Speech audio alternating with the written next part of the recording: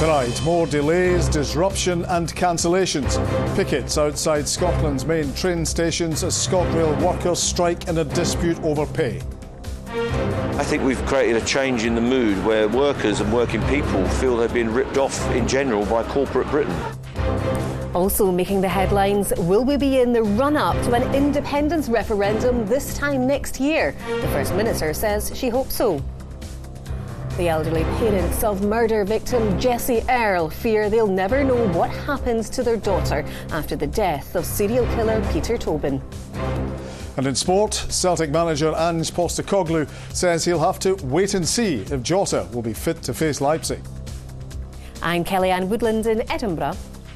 And I'm John Mackay in Glasgow. This is the STV News at 6.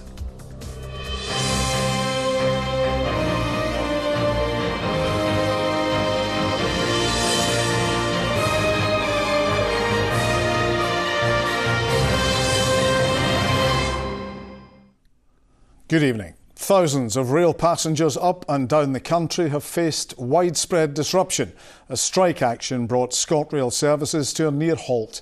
RMT union workers have been locked in a dispute with the operator. They have rejected a 5% pay deal.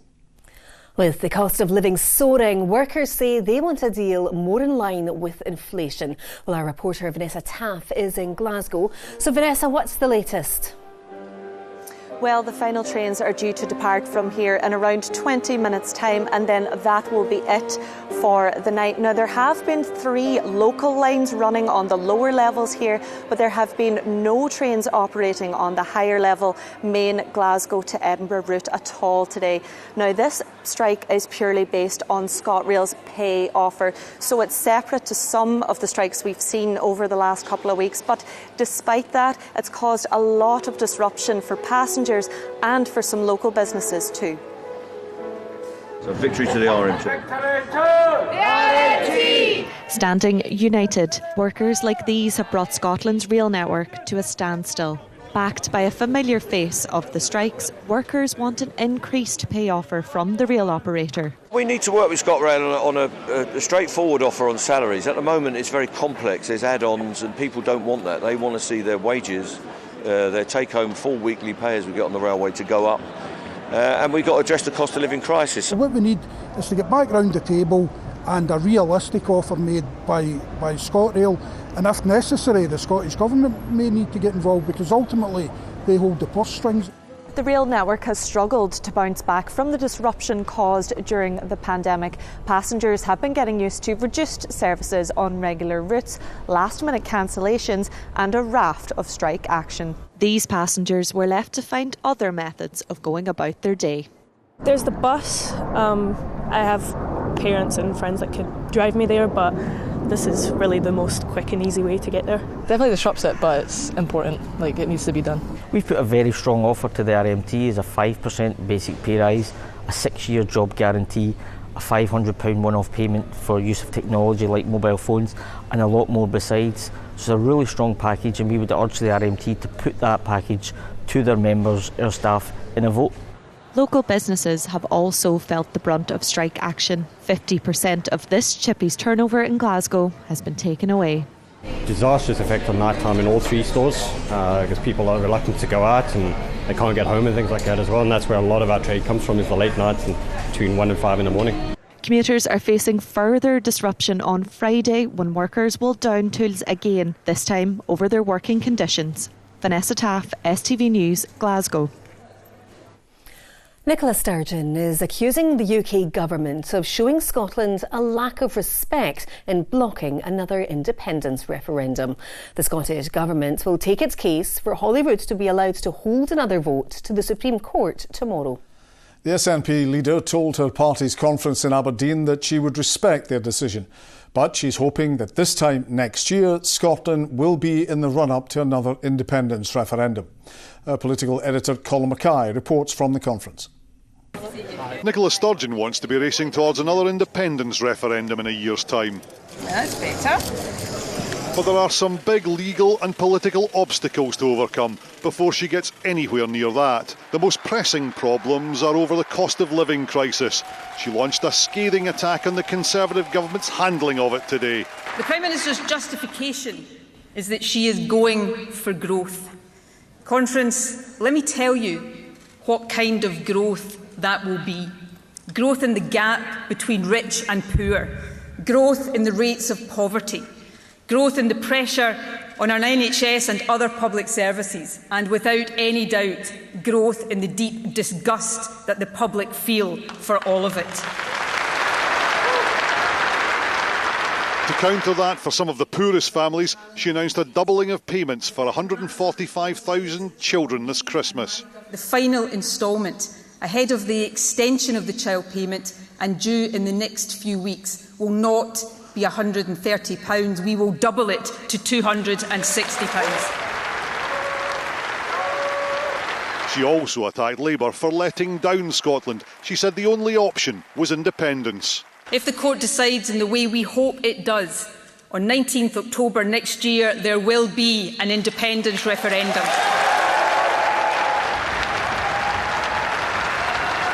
And there was some bad news for opponents, hoping Nicola Sturgeon might be preparing to step down as First Minister. For as long as I am First Minister. And by the way, Conference, I intend that to be for quite some time yet. But she sought to reassure those who support the Union that Scotland belongs to all of us. England, Scotland, Wales, the island of Ireland. We will always be the closest of friends. We will always be family. But we can achieve a better relationship, a true partnership of equals, when we win Scotland's independence. Next week, Nicola Sturgeon will outline her economic case for independence, focusing on green energy. With optimism, confidence and determination, we can now finish the job. And we will. Thank you. This time next year, Nicola Sturgeon and the SNP want to be in the final few days of an independence referendum campaign. But that won't depend on her speech to the SNP conference here today. That will depend on what happens in the Supreme Court tomorrow. If it is not successful, then that really tells us a story about the democratic rights of citizens in the UK. I think we should all be concerned if that's the outcome. If they turn around and say no, you don't have the legal competence to do it, they are effectively telling Scotland, you are not in a voluntary union, you are a prisoner in this union. No, I'm very hopeful, but I mean, even if it goes against us, it's not the end of this, you know. The SNP has never stopped campaigning for independence. Today, the First Minister told her party to get ready to step it up. And Colin, what other announcements did the First Minister make?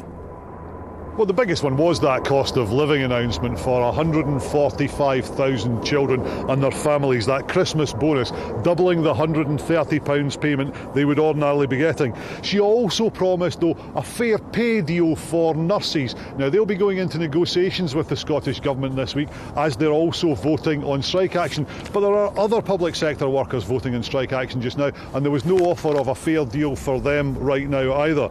But the focus was inevitably on independence. The First Minister said that she will publish a new economic paper a week today. Now, a lot of people will be looking for that to answer questions on things like currency, on pensions, on mortgages. It's not clear from the First Minister's speech today whether it will do that, but what she did point out was that those are three areas where the UK government's economic policy almost crashed over the last few weeks. What Labour are saying about this speech is that it's all about the politics of division, and it was a lot about independence. But it was also a very important speech for Nicola Sturgeon as First Minister. But do you know what? For the SNP members here at the Aberdeen Conference Centre, it wasn't even the most important speech this week. That will come from the Lord Advocate in the Supreme Court tomorrow. Colin in Aberdeen, thank you. The elderly parents of the murder victim Jessie Earle fear they'll never know what happened to their daughter after the death of the serial killer Peter Tobin. Jessie Earle was found dead 9 years after she disappeared from her home on the south coast of England 4 decades ago. Her parents believe police at the time failed to investigate properly and missed opportunities to find her killer. A legal team working with the family believe Tobin was the most likely suspect. Here's our chief reporter, Sharon Frew.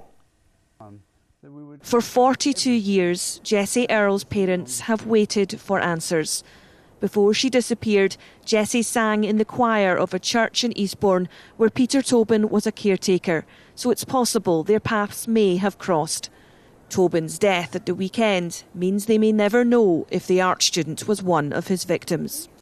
We had a family liaison officer quite early on who managed to have an interview with Tobin, and I was very interested when she reported to us that she'd met him in the prison and he'd been quite charming and quite pleasant until she got to ask him anything pertinent, and that was it. He just clammed up. The Earle family fought for an inquest, and earlier this year it concluded Jessie had been murdered. In 1980, the case was treated as a missing persons inquiry. When Jessie's body was found in undergrowth at Beachy Head 9 years later, police said suicide was the most likely explanation. There should have been a complete change in police attitude, but there wasn't. The police were still anxious that it should not be treated as a crime. They instructed the police on the ground, who all thought that they were dealing with a homicide. I would like to see the police still investigating more, but they lost their opportunity, and they spent 10 years doing absolutely damn all. Well, just to know the truth would be a good thing. We are glad this 17-year-long nightmare has finally come to an end. Remember the victims, not Tobin's harrowing crimes. That's the plea from the loved ones of Vicky Hamilton. The schoolgirl from West Lothian was found buried in the garden of Tobin's former home in Margate, alongside 18-year-old Dinah McNichol, who was murdered in the same year as Vicky. That is not a human being. That's a monster.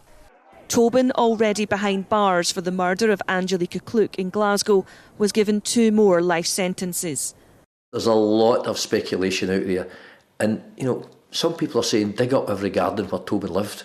Tobin had hundreds of addresses, and the ramifications of doing that, it has to be focused. Tobin never admitted a thing, and I'm utterly convinced that he committed other murders, and I'm not alone in thinking that.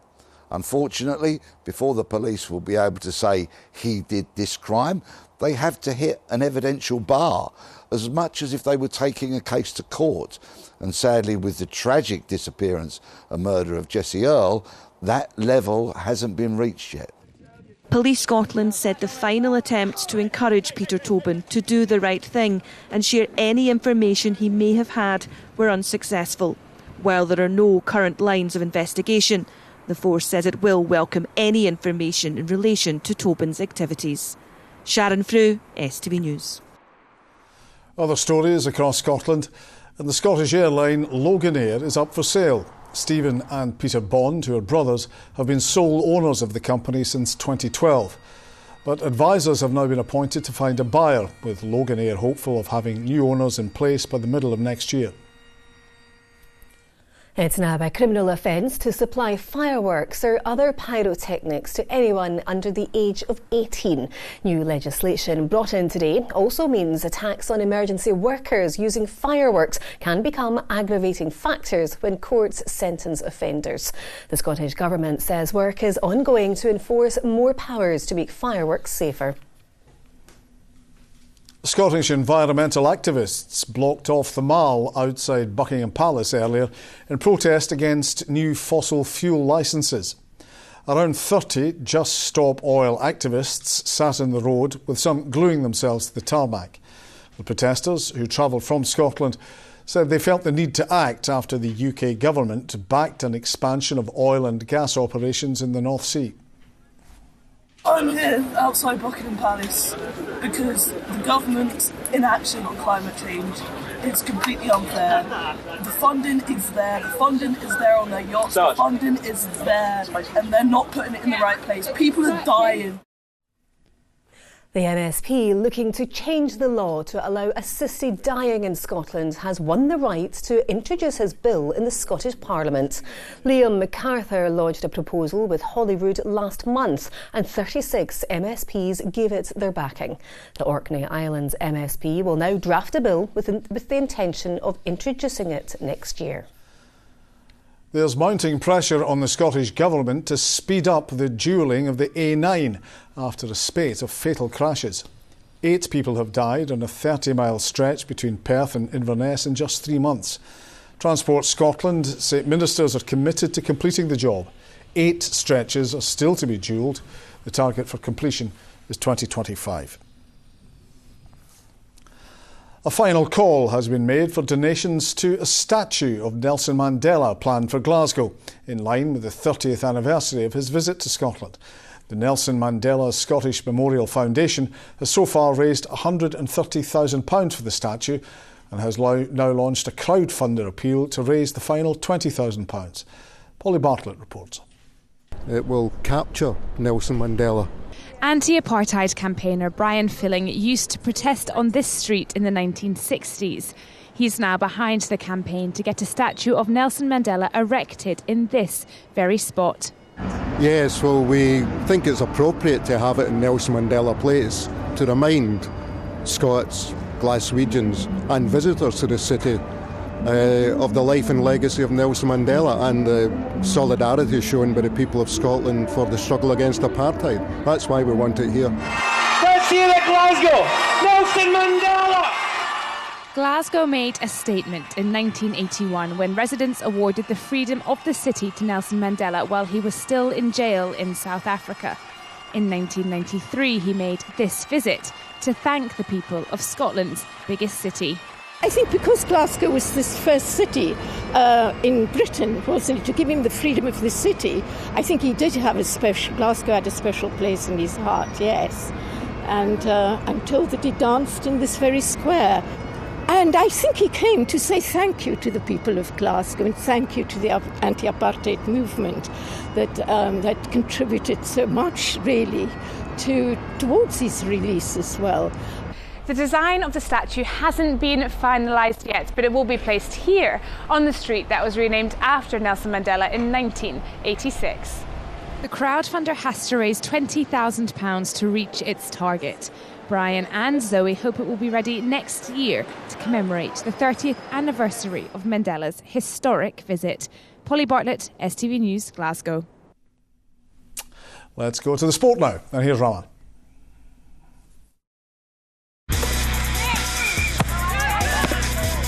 Get your fill of the action. STV Sport, sponsored by Papa John's Pizza. Good evening. Ange Postecoglou says Jota will be given until tomorrow to prove his fitness for Celtic's Champions League match at home to RB Leipzig.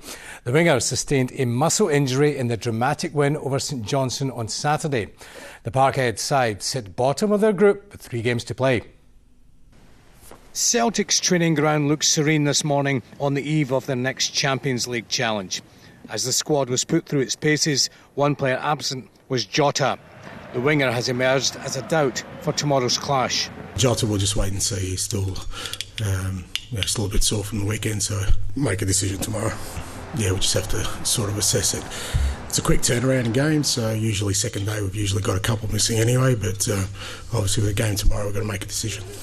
Celtic go into the match on the back of a 2-1 win over St Johnstone. They took a first-half lead through an Andy Considine own goal. The champions missed a number of chances, and then in added time, Alex Mitchell levelled for the hosts. There was still time for a Celtic winner, and it came in the 95th minute. Even from speaking to a few boys today, we're saying we're just going to have to be a little bit more clinical if we're going to, have a good chance of winning this game. So I think that's been the main message. We know what we need to do to win this game. It's just about carrying that out on the pitch tomorrow. RB Leipzig trained at Celtic Park earlier.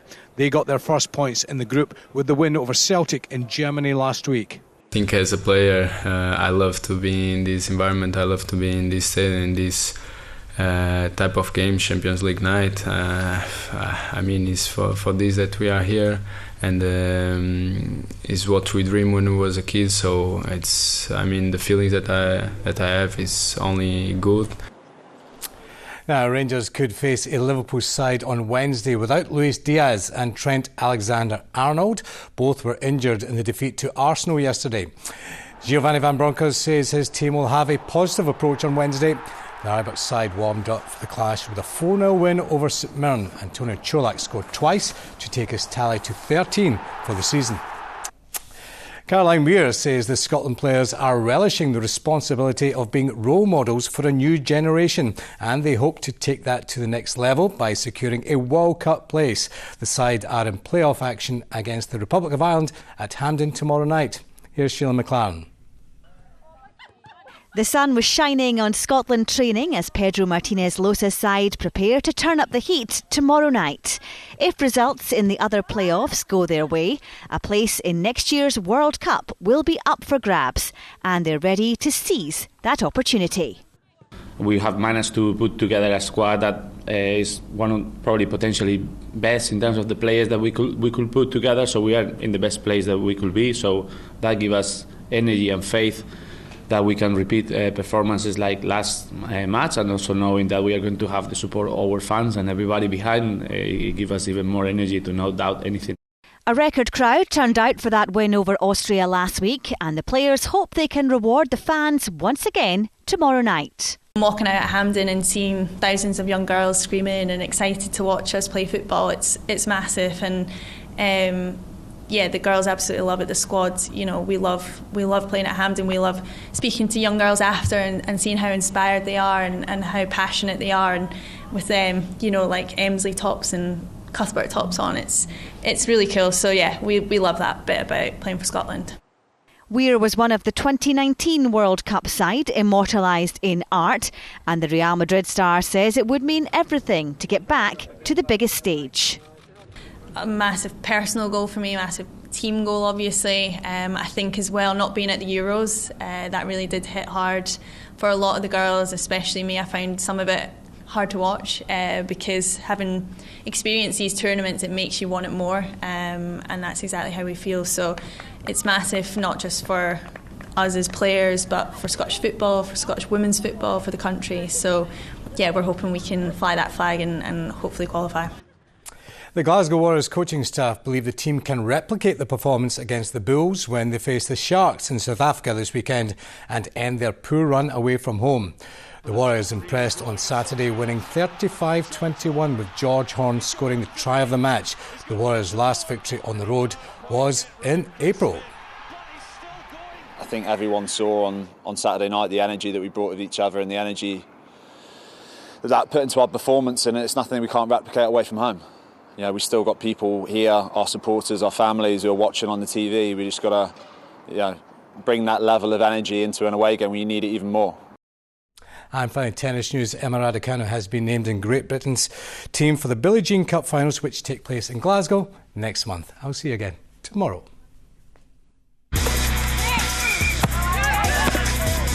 Get your fill of the action. STV Sport, sponsored by Papa John's Pizza. Sean has your weather forecast. Well, things not looking too bad on the pressure chart just now. The isobar's fairly spaced out, although it has been quite windy in the north today. Some scattered showers, but we'll start to see lots of weather fronts heading our way later on the week. Watch what happens to the isobars as well. They start to squeeze together. Deep areas of low pressure coming back in, so a fairly quiet start to the week. But then we see a return to some rather windy and wet conditions once again later on. Let's have a look.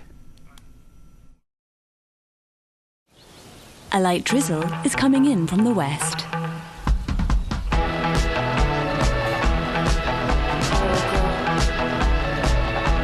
TUI Blue Hotels sponsor STV Weather.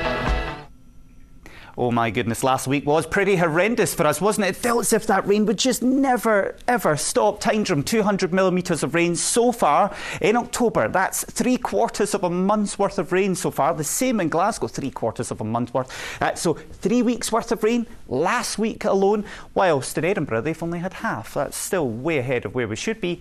eastern parts of Fife, unbelievably, had about 10 to 15% of the month's rainfall. So quite a contrast between west and east, but unfortunately it says we've had the bulk of that rain, a lot more on the way later on in the week. Now today we've had some scattered showers around, but the bulk of those showers easing as we head into the evening, but we'll hang on to a few scattered ones, especially further west. Tomorrow a dry, bright start for most of us, but it will be clouding over, some outbreaks of rain coming in, misty weather, particularly across likes of Stirlingshire and also Argyll and the Highlands later on the day. Now tomorrow evening and into Wednesday, we've got this weather front going through, so we will see some outbreaks of rain for all areas during tomorrow night. Hopefully nothing too heavy though. That clears away eastwards, then we get drier and brighter weather, quieter weather during Wednesday. But make the most of it, because we start seeing that weather really changing. We're right back to where we were last week. We'll see strong winds developing Thursday and Friday, some very gusty winds, potentially quite stormy winds in the west for a time on Friday, and we'll also see some heavy rain moving in as well. Bye-bye. TUI Blue Hotels. Sponsor STV Weather. And that's it. I'll be back with Scotland Tonight at 10:40. And we're back again tomorrow at 6. But from all of us here, enjoy the rest of your evening. Bye-bye. Good night.